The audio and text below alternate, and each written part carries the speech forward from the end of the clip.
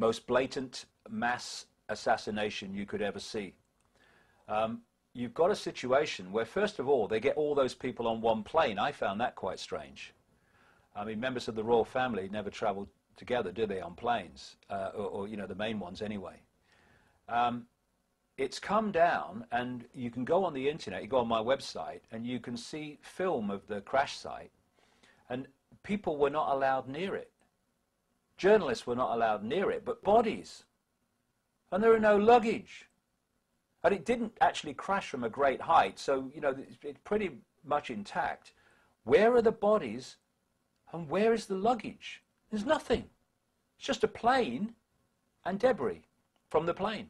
In one fell swoop, one plane crash going into Russia, which is an administration with Putin, etc., that I wouldn't trust to tell me the time in a room full of clocks, they've ended that whole Polish regime in one crash.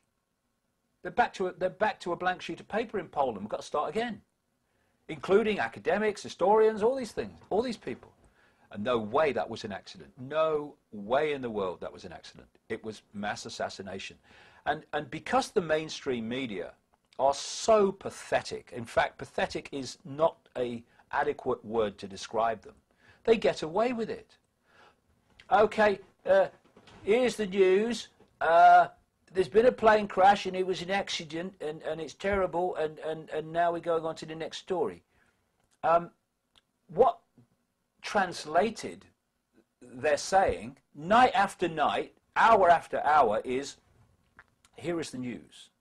We have been told by officialdom that there was a plane crash, it was an accident, and it was bad weather, and the pilot landed in the wrong place, and all the Polish government basically is dead, and it's terrible, and there's going to be a funeral, and who will go? Will the Russians go? What about, do you think it will be politically right if they don't go, or all that stuff? Not one question. Is what these officials have told us true? No! You know, go on the internet, you find the real journalism. I mean, of course, there's rubbish on the internet. Of course, there is lots of it. But the internet is a collective reality. There's some fantastic, fantastic cutting-edge journalism goes on the internet. And they're finding out things. The BBC and ITN, they never ask the question.